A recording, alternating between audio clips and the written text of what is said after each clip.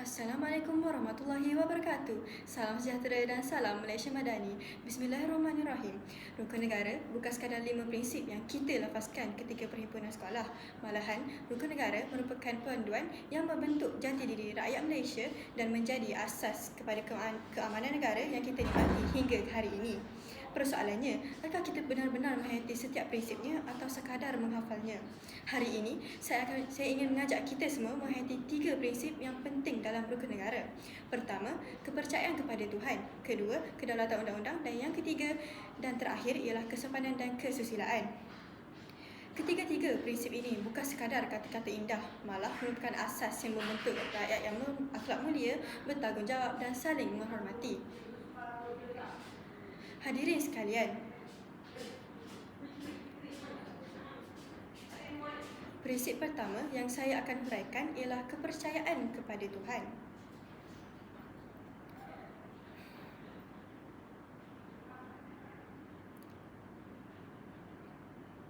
Jadi, prinsip ini mengajar kita bahawa setiap insan perlu mempunyai pegangan agama dan kepercayaan yang menjadi panduan dalam kehidupan. Agama mendidik kita supaya menjadi seorang yang sentiasa melakukan kebaikan, berlaku jujur dan menghormati orang lain serta menjauhi perkara yang tidak bermoral. Jadi, negara Malaysia sendiri terdiri pada masyarakat yang berbilang kaum dan agama. Walaupun kita mempunyai kepercayaan yang berbeza, kita tetaplah hidup dalam sebuah negara yang sama.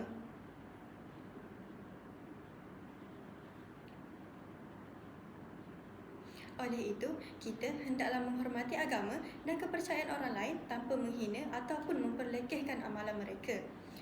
Jadi, sebagai seorang pelajar, kita boleh mengamalkan prinsip-prinsip ini dengan menghormati waktu ibadah rakan-rakan, tidak menyentuh isu agama secara melulu dan sentiasa menunjukkan sikap yang bertoleransi.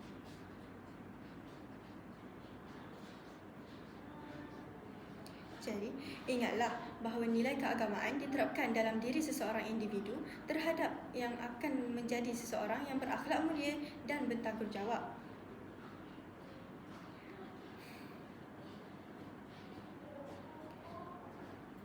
Hadirin yang dihormati, prinsip kedua yang saya akan huraikan ialah tentang kedaulatan undang-undang.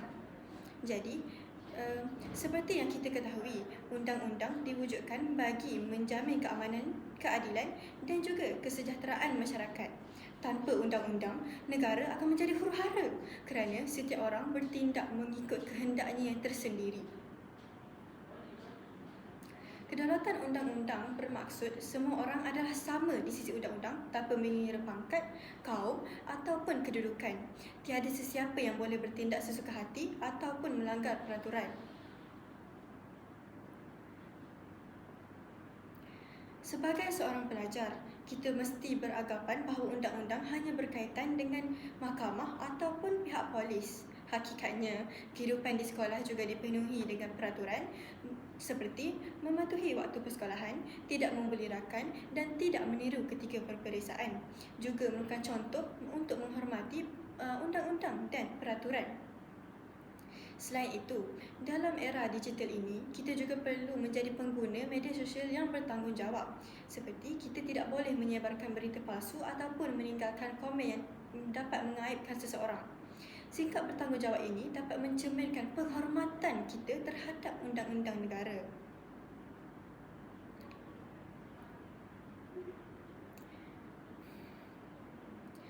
Hadirin yang saya muliakan, prinsip ketiga dan terakhir yang saya akan ceritakan ialah tentang kesopanan dan kesusilaan.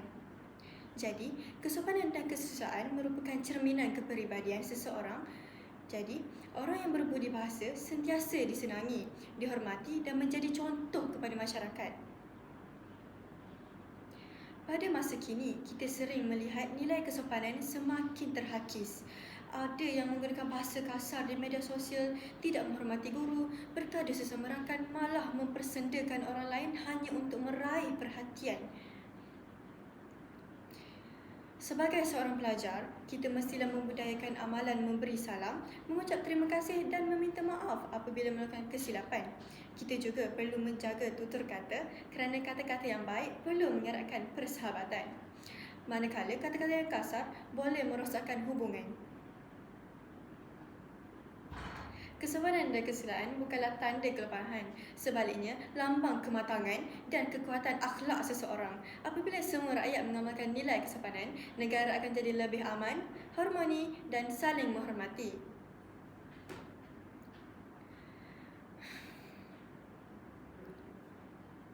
Hadirin sekalian,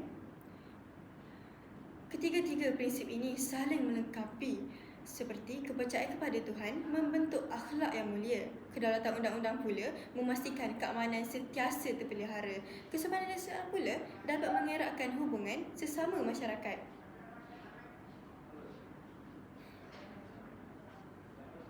Jika ketiga-tiga prinsip ini dapat diamalkan dengan bersungguh-sungguh, maka lahirlah sebuah negara yang bersatu padu, aman dan dihormati di persada dunia.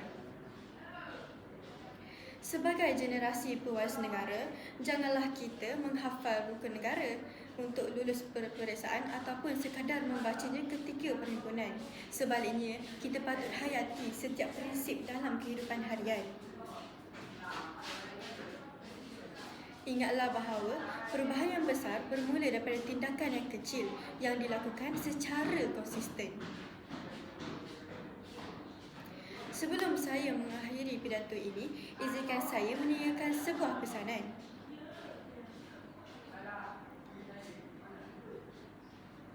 Negara yang kuat bukan sahaja dibina dengan bangunan yang tinggi, tetapi juga dengan rakyat yang berakhlak mulia, menghormati undang-undang dan sentiasa percaya kepada Tuhan.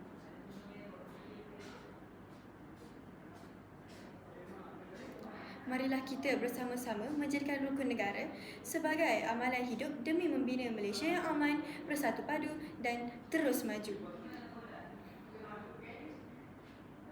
Sekian, itu sahaja daripada saya. Wabillahi taufiq wal hidayah. Assalamualaikum warahmatullahi wabarakatuh. Terima kasih.